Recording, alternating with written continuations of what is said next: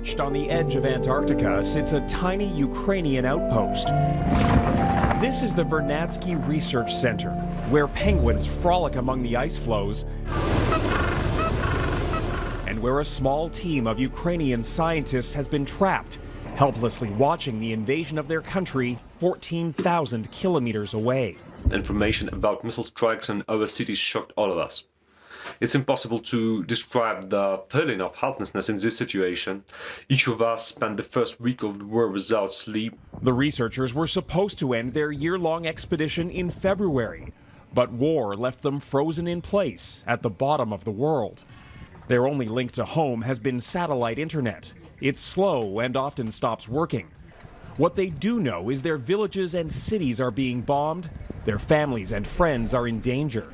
We all felt the mix of emotions like anger, despair, helplessness, frustration. At a time like this, the scientists would all rather be back in Ukraine. As the situation has grown more dire, they've turned from research to outreach. On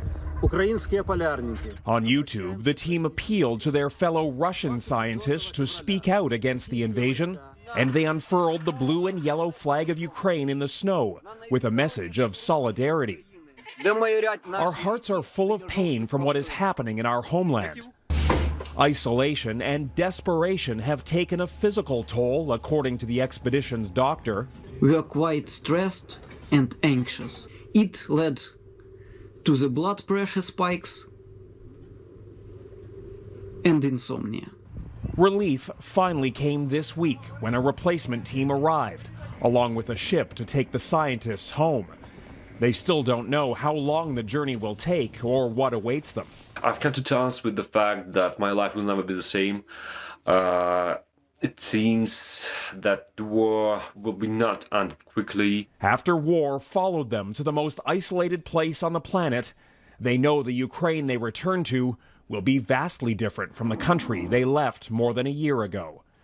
Jackson Prosko. A top Russian official has expressed concern over non-Arctic NATO member states being involved in military activities in the Arctic and warned of unintentional clashes with NATO forces in the region, reported the state-owned TASS agency.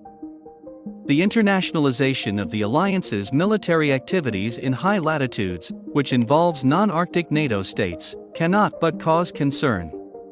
In this regard, there are risks of unintentional incidents that, in addition to security risks, can also cause serious damage to the fragile Arctic ecosystem, Nikolai Korchinov, Ambassador-at-Large of the Russian Foreign Ministry, chairman of the Committee of Senior Officials of the Arctic Council, told TASS. The Arctic Council is an important intergovernmental forum where nations that hold sovereign territory in the Arctic discuss regional issues. The Council has 8 members, which include Russia, the US, Canada, Iceland, Finland, Norway, Denmark, and Sweden, though other nations have observer status and some indigenous communities have participation status. Currently, Russia has the chairmanship of the Council, but following its aggression in Ukraine, the other 7 members have refused to attend the Council meetings. Meanwhile, Russia is concerned about the increased military activity of NATO in the Arctic.